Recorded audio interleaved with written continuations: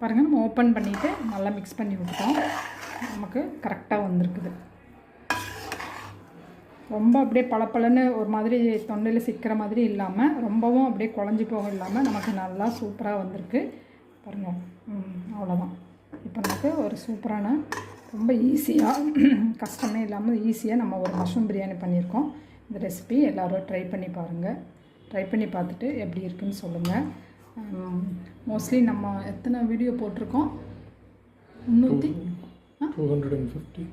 250 அவ்வளோ வீடியோ போட்டிருக்கோம். எல்லாமே உங்களுக்கு யூஸ்ஃபுல்லாக இருக்கிற வீடியோ தான். இது நல்ல குக்கிங், நல்ல சமையல், நல்ல ரெசிபீஸ்லாம் இருக்குது.